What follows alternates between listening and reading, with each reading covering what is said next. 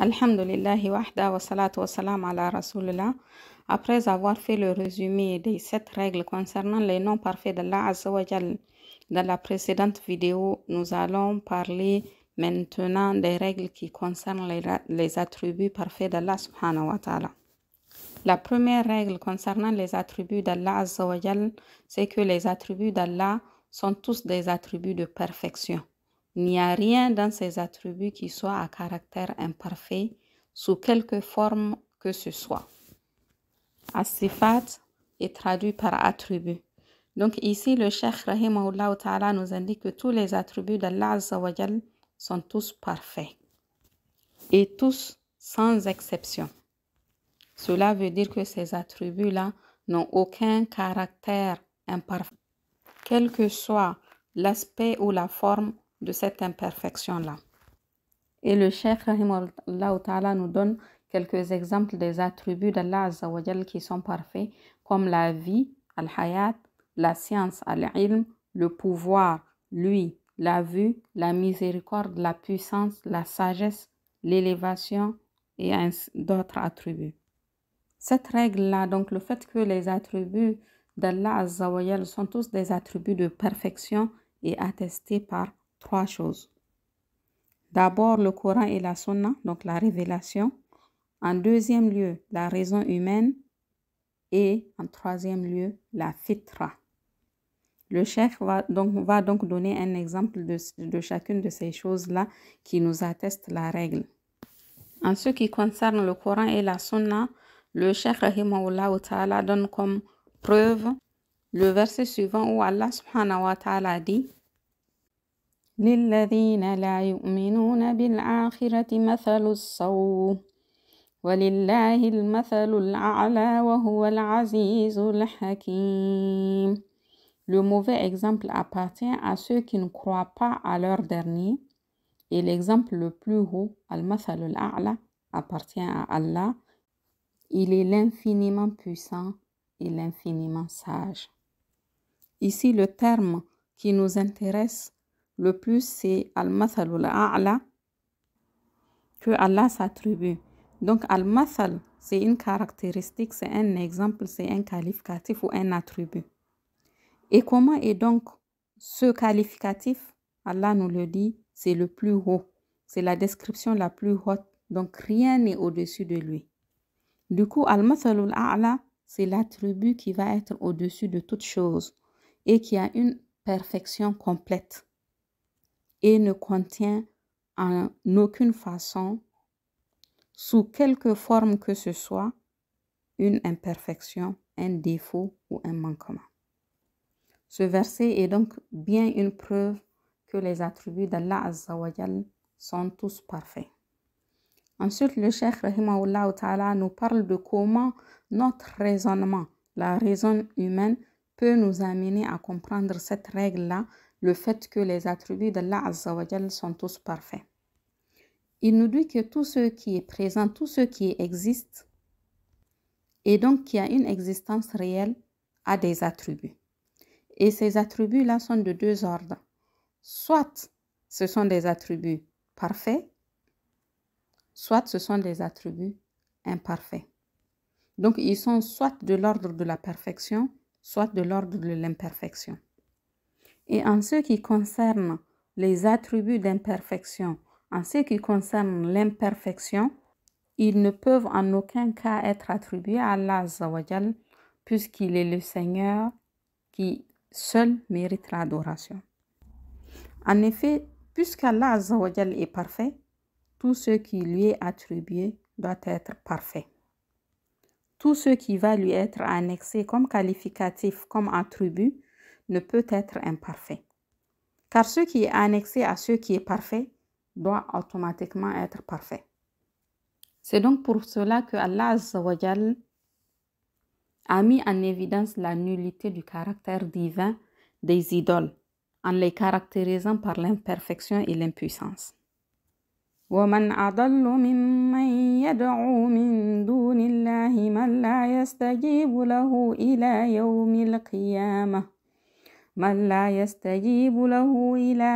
الْقِيَامَةِ وَهُمْ عَنْ دُعَائِهِمْ غافلون.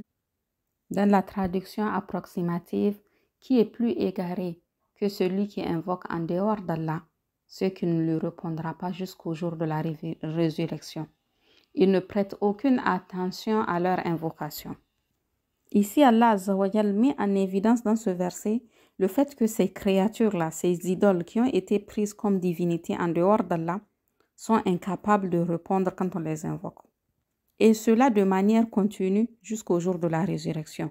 Cet état de fait-là, le fait qu'ils ne peuvent pas répondre quand on les invoque, ne va jamais changer jusqu'à la fin des temps. Et que même, en plus de cela, ces idoles, elles sont inattentives. Elles sont même totalement indifférentes aux invocations des gens qui les invoquent. Donc, tout ce qui va être annexé à ces idoles va être du domaine de l'incapacité et de l'imperfection, puisqu'elles sont imparfaites. Elles ne peuvent ni parler, ni répondre aux invocations. Allah, lui, est celui qui est parfait, qui mérite l'adoration tout seul, puisque la perfection lui appartient à lui tout seul. والذين يدعون من دون الله لا يخلقون شيئا وهم يخلقون أموات غير أحياء وما يشعرون أيان يبعثون. Et dans la traduction approximative, et ceux qu'ils invoquent en dehors d'Allah ne créent rien, et ils sont eux-mêmes créés. Ils sont morts et non pas vivants, et ils ne savent pas quand ils seront ressuscités. Le cheikh ici cite ce verset-là qui rentre dans la même catégorie que le verset précédent, car Allah met en évidence dans ce verset-là l'imperfection de ces êtres-là qui sont eux-mêmes créés, qui ne créent rien, ils sont morts, ils ne savent même pas quand est-ce qu'ils seront ressuscités. Ils sont donc imparfaits et ne méritent aucunement l'adoration. إذ قال لأبيه يا أبت لم تعبد ما لا يسمع ولا يبصر ولا يغني عنك شيئا. Le cheikh rahimahullah ta'ala donne ici l'exemple de Ibrahim alayhi salam quand il aborde son père et lui apporte les preuves que ceux qu'il adore ce ne sont que des choses imparfaites, qui ne voient pas, qui n'entendent pas, qui ne peuvent pas lui être utiles. Dans la traduction approximative du verset, ô mon père, pourquoi adores-tu ceux qui n'entendent ni ne voient et ne te profitent en rien? Car le fait de ne pas voir, le fait de ne pas entendre est une imperfection, c'est un manquement, c'est une diminution. Et en plus de cela, ces choses-là que tu adores ne te profitent en rien, elles ne te sont aucunement utiles. Et le cheikh rahimahullah ta'ala donne aussi l'exemple de Ibrahim alayhi salam quand il argumente contre son peuple. قال أفتعبدون من دون الله ما لا ينفعكم شيئا ولا يضركم أف لكم ولما تعبدون من دون الله أفلا تعقلون. Ibrahim dit donc dans la traduction approximative, adorez-vous donc en dehors d'Allah ceux qui ne sauraient en rien vous être utiles, ni vous nuire non plus, fi de vous et de ceux que vous adorez en dehors d'Allah. Ne raisonnez-vous donc pas? Dans ces versets-là, Allah Azza wa Jal fait clairement apparaître l'imperfection de ces idoles qui sont adorées en dehors d'Allah. Ce sont des choses qui sont créées, qui ne créent pas, ils sont morts et ne sont pas vivants, ils ne savent même pas quand est-ce qu'ils seront ressuscités, ils n'entendent pas, ne répondent pas aux invocations, ne peuvent aucunement être utiles ou même nuire. Donc ce sont des choses imparfaites. Et ce qui n'est pas parfait ne mérite aucunement d'être adoré. Et par conséquent, le seul qui possède la perfection, Allah Azza wa Jal, est le seul qui mérite d'être adoré en dehors de tout autre. Ensuite, le cheikh rahimahullah ta'ala nous donne une règle de raisonnement, une analogie. Il nous explique qu'il est attesté par la perception et l'observation que celui qui est créé, donc la créature, a des attributs de perfection.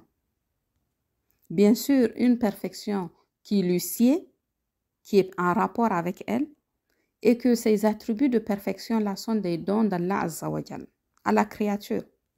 Ainsi donc, celui qui fait don d'une perfection est plus à même de posséder cette perfection-là. Donc, puisque Allah, c'est lui qui fait don de la perfection, des attributs de perfection à ses créatures, il est donc celui qui possède la perfection. La troisième des choses qui nous atteste la règle que les attributs d'Allah Azza wa Jal sont tous parfaits est la fitra, qui est traduit par prédisposition naturelle, la prime nature ou la saine nature. Le Cheikh Rahimahullah Ta'ala nous explique que toutes les âmes, de par leur saine nature, sont prédisposées à l'amour d'Allah Azza wa Jal. Car elles savent que celui qui est qualifié par les attributs parfaits qui lui sont propres. Ici, bien sûr, on parle des âmes qui sont saines, des âmes dont rien n'a changé ou altéré leur nature. Le prophète sallallahu alayhi wa sallam nous a en effet informé dans un hadith rapporté par Bukhari et Muslim que chaque enfant naît selon la nature saine, la fitra, et que ce sont ses parents qui en font un juif, un chrétien ou un adorateur du feu. Donc si la prime nature, la nature avec laquelle l'âme naît est préservée, la créature va automatiquement reconnaître Allah Azza wa Jal comme étant son Dieu. Il va l'aimer, le révérer, l'adorer. Car cette âme-là qui a été créée de cette façon, donc selon la prime nature, et qui n'a subi aucune altération, va aimer, adorer Allah Azza wa Jal, qui, elle le sait, donc cette âme-là, qu'il est caractérisé par les attributs de perfection. Bien sûr, ces attributs de perfection-là lui sont propres et conviennent à sa seigneurie et à sa divinisation.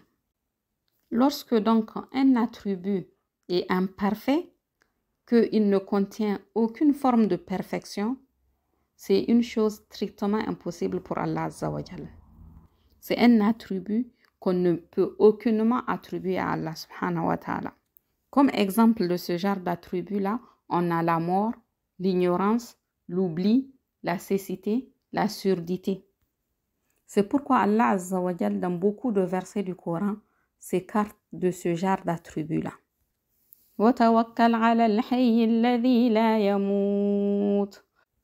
Et place ta confiance dans le vivant qui ne meurt jamais. Ici donc Allah Azza wa Jal se nie la mort. قال علمها عند ربي في كتاب لا يضل ربي ولا ينسى. Mon Seigneur ne commet ni erreur ni oubli. Allah Azza wa Jal ici s'est nié à lui-même l'ignorance et l'oubli. وما كان الله ليعجزه من شيء في السماوات ولا في الأرض إنه كان عليما قديرا. Ici, Allah Azza wa Jal s'est nié à lui-même l'incapacité. Il n'y a rien qui puisse réduire Allah à l'impuissance, que ce soit dans les cieux ou sur la terre. Et dans le hadith rapporté par Bukhari, le prophète sallallahu alayhi wa sallam a nié à Allah Azza wa Jal le fait d'être borgne.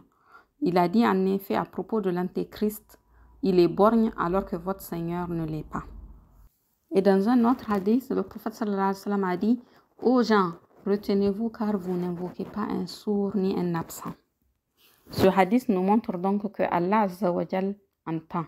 Il nie la surdité à Allah subhanahu wa ta'ala. Les attributs sont de 3 catégories. La première catégorie, ce sont les attributs de perfection absolue. Et ce sont des attributs qui sont utilisés pour désigner Allah Azza wa Jal. La deuxième catégorie, ce sont les attributs d'imperfection absolue. Et ce sont donc des attributs qui ne peuvent en aucun cas être attribués à Allah Azza wa Jal, puisque Allah subhanahu wa ta'ala s'exempte de toutes les imperfections. Subhana rabbika rabbil izzati amma yasifun وسلام على المرسلين والحمد لله رب العالمين. Gloire à ton Seigneur, le Seigneur de la puissance, exempt de tout ce qu'il lui attribue. Allah Azza wa Jal s'est écarté de tout ce qui lui a attribué comme défaut, comme manquement, comme imperfection. Et ensuite, il proclame, subhanahu wa ta'ala, la paix sur les messagers. Car eux se sont abstenus de tout cela. Ils se sont retenus. Ils ont retenu leur cœur, leur langue de tout ce qui va à l'encontre de la perfection d'Allah Azza wa Jal. Et en ce qui concerne ceux qui attribuent l'imperfection à Allah subhanahu wa ta'ala, il va leur infliger une punition. لقد سمع الله قول الذين قالوا إن الله فقير ونحن أغنياء سنكتب ما قالوا وقتلهم الأنبياء بغير حق ونقول ذوقوا عذاب الحريق. Allah a entendu la parole de ceux qui ont dit Allah est pauvre et nous sommes riches. Nous consignons leurs paroles par écrit ainsi que leur meurtre sans droit des prophètes. Nous leur dirons goûtez au châtiment de la fournaise.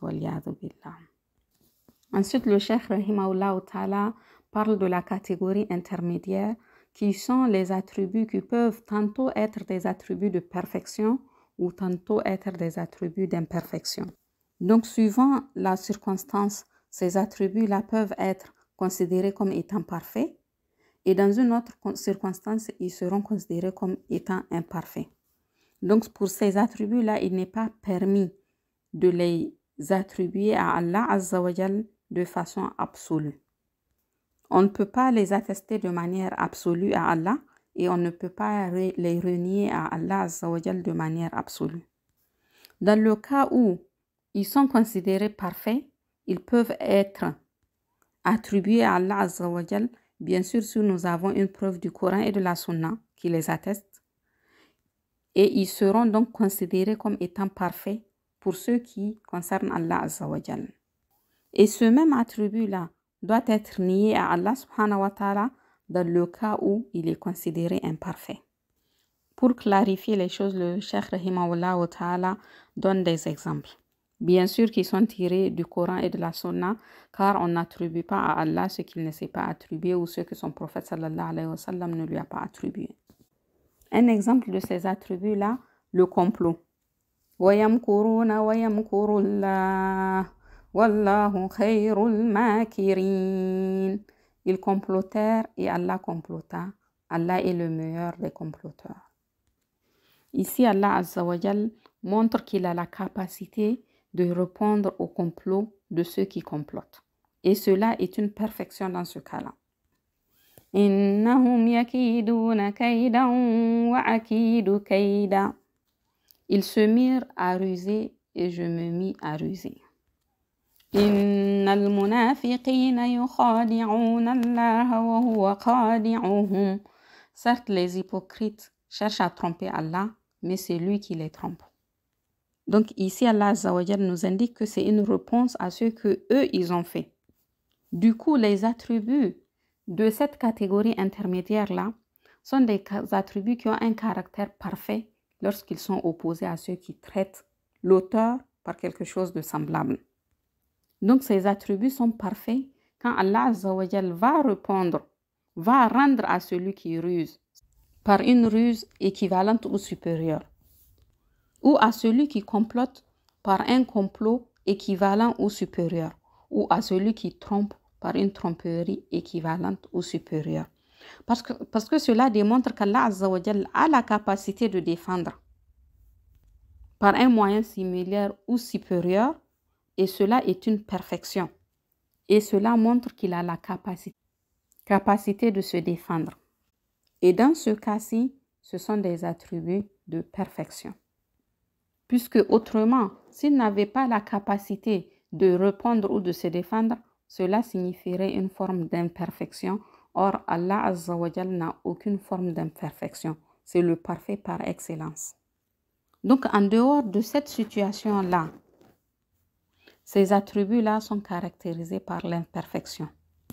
Et c'est pourquoi il n'est pas permis de nommer Allah Azza wa Jal par des noms tirés de ces attributs-là, comme le comploteur, le ruseur, car cela signifierait qu'il complote toujours ou qu'il ruse toujours. Or, Allah Azza wa Jal ne fait usage de ces attributs-là qu'en face de quelqu'un qui fait usage de ces attributs-là pour se défendre. Et dans ce cas-là, c'est un attribut de perfection. On ne peut donc pas affirmer ces attributs-là à Allah Azza wa Jal de façon absolue, mais on les utilise uniquement comme dans les situations précitées dans les versets précédents.